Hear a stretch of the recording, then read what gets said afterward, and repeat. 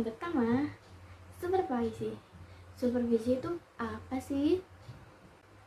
Secara etimologi, supervisi diambil dalam perkataan bahasa Inggris yaitu supervisor, yang artinya pengawasan di bidang pendidikan. Orang yang melakukan supervisi itu disebut supervisor. Seorang supervisor memiliki peran yang sangat penting di dalam dunia pekerjaan, yaitu salah satunya menegakkan kedisiplinan kerja di tempat kerja.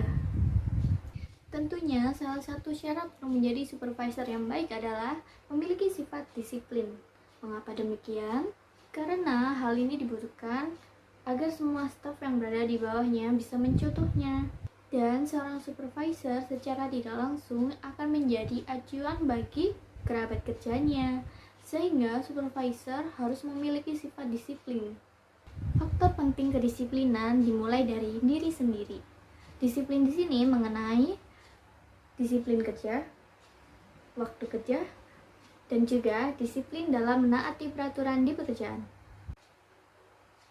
Dengan meningkatkan kedisiplinan dalam dunia kerja, akan meningkatkan produktivitas di perusahaan tersebut. Materi yang kedua yaitu disiplin kerja. Disiplin berasal dari bahasa Inggris disiplin, yang berakar dari kata disciple, yang berarti murid, pengikut, penganut, atau seseorang yang menerima ajaran tersebut dan menyebarkan ajaran tersebut. Disiplin juga dapat diartikan sebagai peraturan yang harus diikuti. Disiplin kerja adalah suatu sikap menghormati, menghargai, dan taat peraturan yang telah ditentukan, baik secara tertulis maupun tidak tertulis. Tujuan penegakan kedisiplinan dalam perusahaan: 1. Mencapai sasaran perusahaan. Yang kedua, mencapai kepuasan pelanggan atau pembeli. Yang ketiga, menciptakan kesejahteraan perusahaan. Jika seseorang melakukan pelanggaran, maka seseorang tersebut akan mendapatkan sanksi berupa: yang pertama, mendapatkan teguran. Yang kedua, akan diberikan surat peringatan mulai dari surat peringatan 1 hingga 3. Yang ketiga, akan diberhentikan sementara.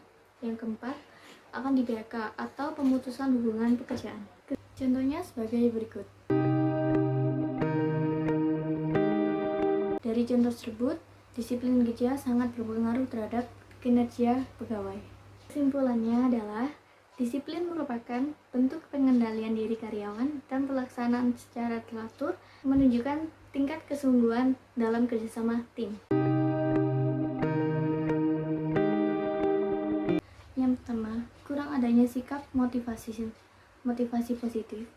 Yang kedua, kurangnya pengetahuan dan keterampilan. Dan yang ketiga, suasana lingkungan yang tidak mendukung.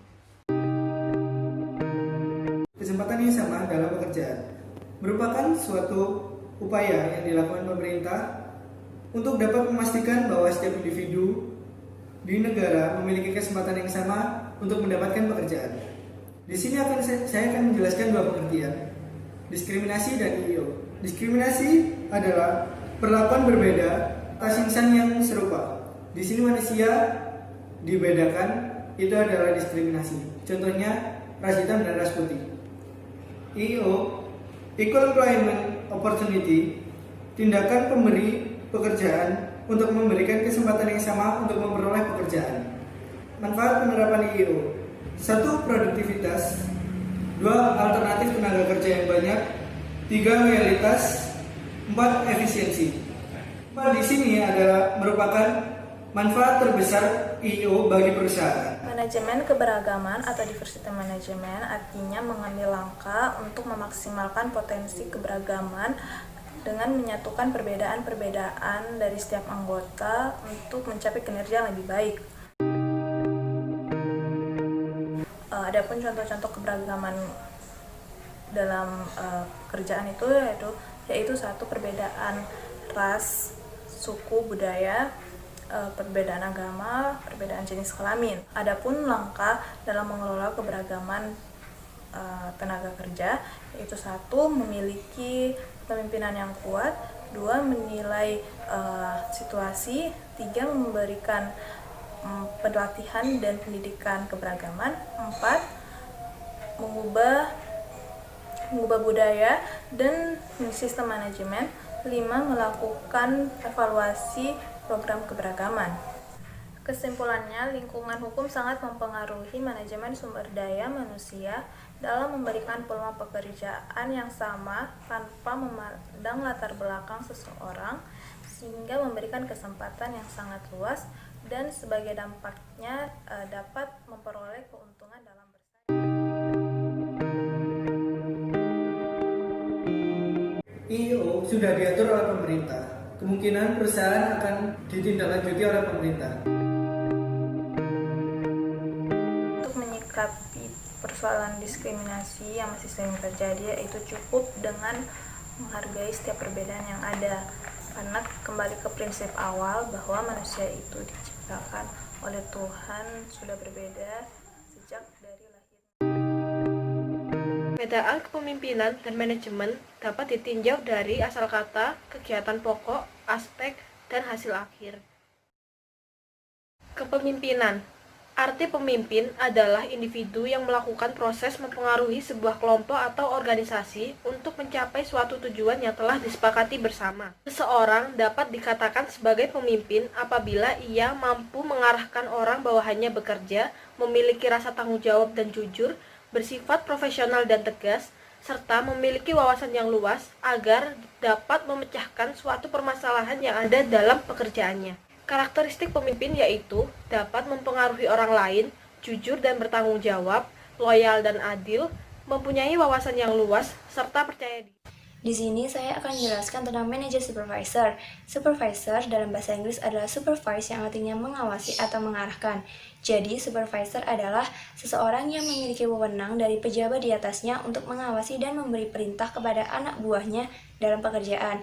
Supervisor memiliki tugas yang strategis karena terjun langsung ke lapangan. Dengan posisi di antara manajer dan staff, supervisor diharapkan dapat berperan optimal. 5. Peran supervisor sebagai pemimpin yaitu komunikasi, visi atau target, kerjasama tim, motivasi, dan pemberdayaan. Contoh yang kita ambil dari bab ini adalah kepala sekolah yang dapat memerankan dua peran tersebut dengan baik, walaupun memiliki beberapa perbedaan. Berita yang pertama. Di sini, sebagai pemimpin pembelajaran, kepala sekolah harus memastikan bahwa setiap guru dapat menerapkan hasil pelatihan, menciptakan keterbukaan, dan melibatkan masyarakat untuk meningkatkan kualitas sekolah. Untuk berita yang kedua, hal ini dikarenakan karena kepala sekolah sebagai supervisor dapat menyelenggarakan supervisi dalam kegiatan pembelajaran, bimbingan konseling, urusan TU, dan kegiatan ekskul. Kesimpulannya, pemimpin dan supervisor itu berbeda karena pemimpin itu mengarahkan dan menggerakkan seluruh bawahannya untuk bergerak ke tujuan yang sama, sedangkan supervisor mengatur kegiatan seputar planning, organizing, staffing, directing, dan controlling. Pertanyaan pertama. Supervisor sebagai seorang pemimpin akan dimintai pertanggungjawaban terhadap 3 masalah pokok, yaitu tugas yang dibebankan, kelompok kerja, dan individu pekerja. Pertanyaan kedua, gaya kepemimpinan ada 4. Yang pertama yaitu autokratis. Autokratis adalah pemimpin yang sangat dominan dalam pengambilan keputusan dan pengembangan strukturnya. Yang kedua, birokrasi, yaitu berpegang teguh pada peraturan. Yang ketiga, ada demokratis, suatu struktur yang pengembangannya menggunakan pendekatan pengambilan keputusan yang kooperatif. Yang keempat, ada delegatif atau laissez-faire, yaitu pemimpin memberikan kebebasan mutlak kepada anggota untuk mencapai tujuan.